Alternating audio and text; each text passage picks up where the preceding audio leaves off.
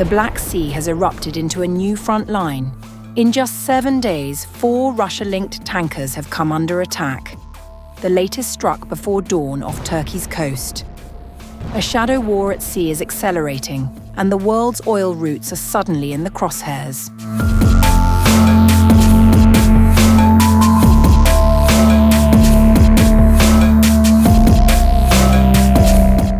A 4th Russia-linked tanker has been hit in the Black Sea within a week, signaling a sharp and deliberate escalation in strikes on Moscow-associated shipping.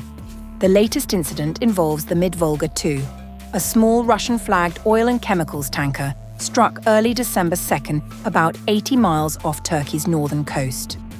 Turkey's Directorate of Maritime Affairs confirmed the attack, saying the vessel had been sailing from Russia to Georgia carrying sunflower oil. None of the 13 crew members were injured, and the ship did not request assistance. It is now heading under its own power towards the Turkish port of Sinop. Turkish officials familiar with the matter, speaking anonymously, told Reuters that the strike was carried out by drones. The owner, Moscow-based Mazg Management, has not commented publicly.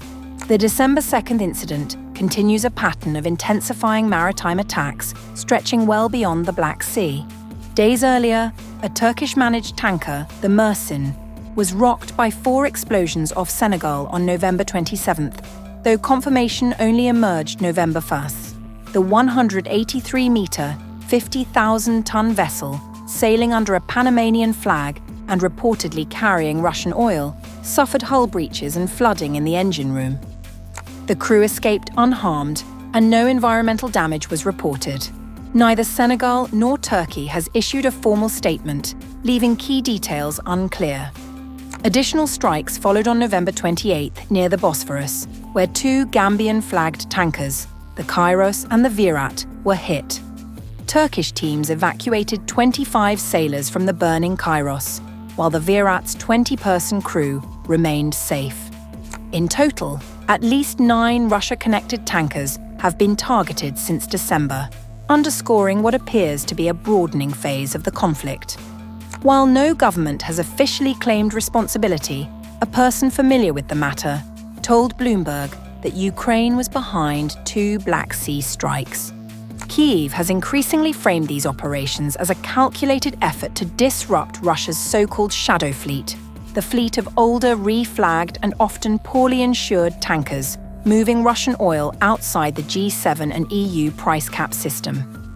Ukrainian officials argue that hitting tankers is the logical next step after months of strikes on refineries and terminals inside Russia. By striking the logistics chain at sea, Kyiv aims to raise insurance costs, force ship owners to reroute, and potentially deter some from carrying Russian crude altogether, a squeeze on the revenues funding Moscow's war. The escalation, however, carries wider risks. Russia has branded the tanker attacks as terrorism, claiming they threaten freedom of navigation in the Black Sea, rhetoric that could be used as justification for retaliation or legal pressure on Kyiv and its partners. Moscow argues that these tankers and oil facilities are civilian objects important for global energy markets, and notes that they are not covered by international sanctions, framing the strikes as a violation of international law and peace efforts. Russian officials and state-linked analysis outlets suggest that such actions expand the war at sea and warn that Moscow reserves the right to respond. Turkey, which has long attempted to position itself as a mediator, is becoming increasingly uneasy. President Recep Tayyip Erdogan recently warned that the maritime escalation poses a growing danger.